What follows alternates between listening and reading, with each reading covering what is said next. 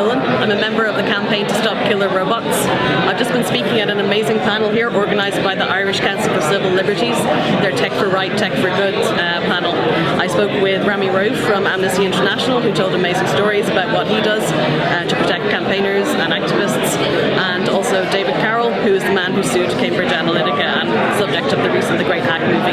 It's a very interesting and engaging evening. I'm so delighted, so happy to be here. So people hear killer robots and they think that we're campaigning against Skynet, that the robots are going to rise up and take over. It's actually the opposite.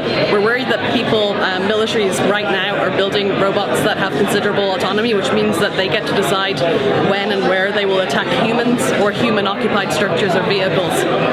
We're actually worried that these robots are going to be too stupid to comply with international humanitarian law, which is the law of war.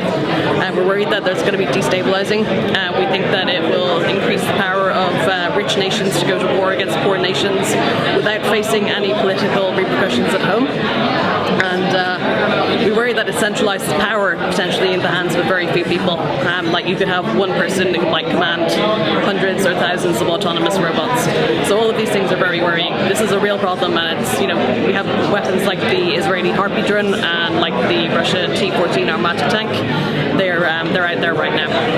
They're not fully entirely autonomous, but they're edging very close to a very, very, very troubling line. I think that if nations are going to kill people in war, people should at least take a personal responsibility in that decision. I think it's really irresponsible to sort of abrogate this decision to kill two machines.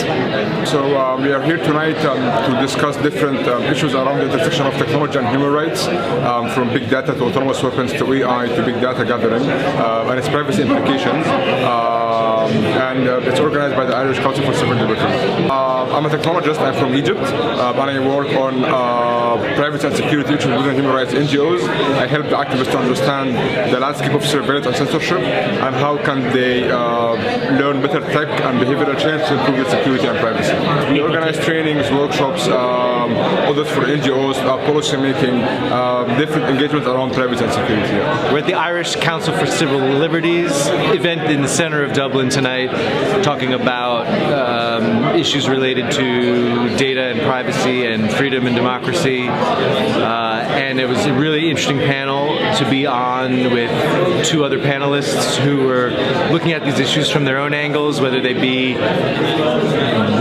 killer robots or how to protect yourself as an activist and a dissident, especially in more oppressive regimes.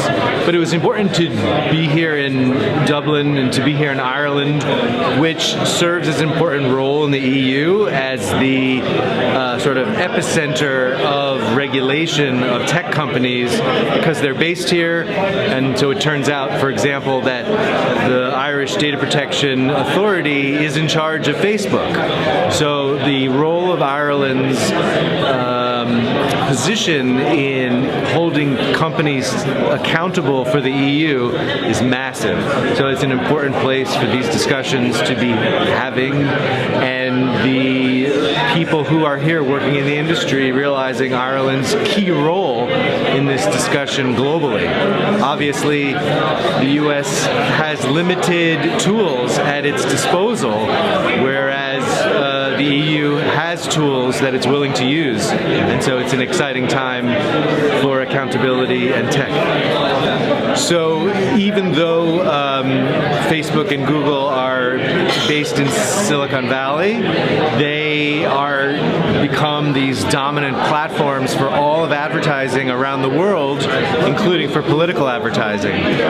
But it turned out a British company worked in elections around the world, including the US election. And so because it was a British company, we were able to use UK law, which is quite similar to the GDPR, to try and get answers about this mysterious company that created the greatest privacy controversy in history to date. There's an active investigation still ongoing with the UK Information Commissioner. Servers were seized under criminal warrant, and our actions resulted in a criminal conviction of the company ignoring the Information Commissioner. So we have a story of a bad actor, a rogue operator, infiltrating the biggest companies in the world and influencing elections. So it's a wake-up call for all of us and a lesson that we can all learn out of the wreckage of the Cambridge Analytica scandal. We're just concluding a fantastic event. We've had excellent turnout. We were targeting the tech workers in Dublin because we see them as being a key demographic to tackle issues of technology intersecting with rights, and just the level of interest, the important questions that were posed, and the engagement from our panel. Just a huge thanks to Lord Nolan, to Ramy Raoof, and to David Carroll for just making the time to come and